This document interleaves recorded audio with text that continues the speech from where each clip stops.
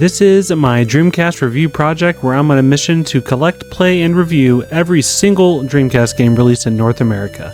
That's all 248 releases across the entire console's lifespan, and you are going to join me on this journey as I play through all the games here on my YouTube channel and chronicle that experience on my Substack as well as I collect a full set of games. So let's go ahead and dive in.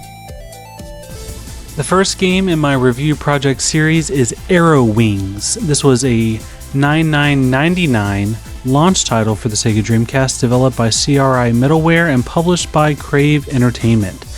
This is a flight simulation game, so that means there's no combat. It's all about mastering the art of flying a plane. You can see here the introductory sequence for the game shows a lot of flight maneuvers from real pilots and real footage of planes flying in formation. I will say admittedly that after playing this, it gives me a newfound respect for people that can actually fly a plane, because I imagine it's probably even more complicated and difficult than using a Dreamcast controller, but that certainly doesn't make it easier. I can tell you that much, because this game, it's intense, it's unforgiving, it's brutally demanding of precision, and it is woefully underprepared to actually arm you with the things you need to know to fly these planes correctly. Thankfully, there's a nice training video. It's just not really clear how to access it immediately. You can get to it from the library option in the mode select menu, where it's labeled as a briefing instructional video. Or at the actual main menu, you can just select the training option. Now, the thing about this is that it's actually not required to view this in order to play the game, which seems really strange, because I can tell you firsthand, as someone that's never flown a plane, that's never sat in a cockpit, a lot of this stuff is like a foreign language to me. So it really was something that I needed to see explained in a way that made sense, because it is extremely dense and complicated. Like, I don't know what all these instruments on the screen are, and the training video actually walks you through and explains all the different things that you see on the HUD, all the different things that they're going to be telling you to do in the briefing for the different trainings and the different missions. So I feel like it should have been a required viewing for any new save file. But yeah, if you play this game, definitely watch the entire training video and pay attention. Once you get into the Blue Impulse missions, it's sort of like showing up for the final exam of a class where you skipped every class and you have no idea what's going on. They expect exact precision, and they tell you specific things like what heading to have and the exact degrees of the turn and the speed on your throttle, and you have to get everything exactly right. And there's zero room for error, really. You know, it really wants you to be precise and perfect from the jump. So whenever you dive into the Blue Impulse missions, it's going to feel like you don't know what you're doing, and that's probably because you won't. That's honestly the biggest flaw of this game, is I feel like the onboarding and the ramp up is not gradual enough. It is a steep incline from the very beginning. It feels like you were put in a cockpit and expected to know how to fly a plane before you ever turned your Dreamcast on. Hey, are you out of your mind? And it's daunting. It took me a lot of time to actually get comfortable and understand how to control these planes and how to actually perform the tasks that they're asking me to do. It was very demoralizing to have an instructor yelling at me because I couldn't turn a plane correctly. So I think that's kind of a universal, sort of experience in AeroWings. It's kind of a rite of passage in a way. You can see here now in this next attempt, I was a lot more successful.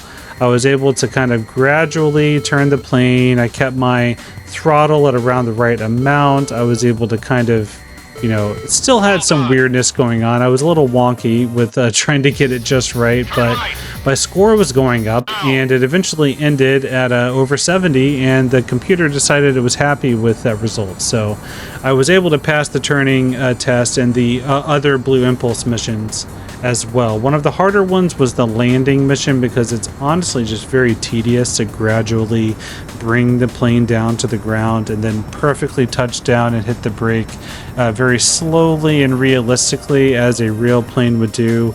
I'm much more used to flight games where you probably never land. You usually just end the mission after you defeated all the enemies.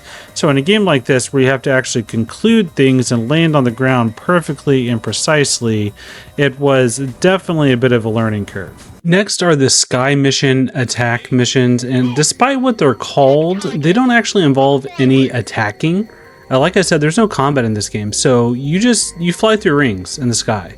I played a lot of Pilot Wings. I played a lot of games that have flight paths that you take to fly through rings and get points, and that's really what this is. Thankfully, because of how intricate and detailed the flight mechanics are and how realistic and difficult it is to fly a plane well, the challenge actually does make these relatively fun. You know, for the most part, I did enjoy the missions where you fly through the rings. I think the map designs are good.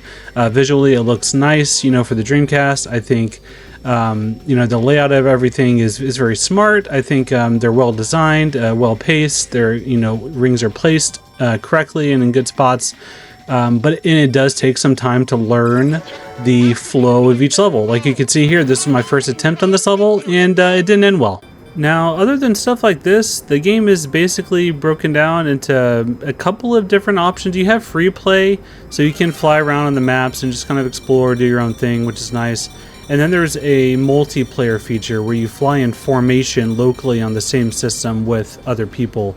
I didn't get to try that. I'm not going to subject my wife or 7-year-old son to learning how to fly a plane with a Dreamcast controller. I'm fortunately not that kind of husband or father.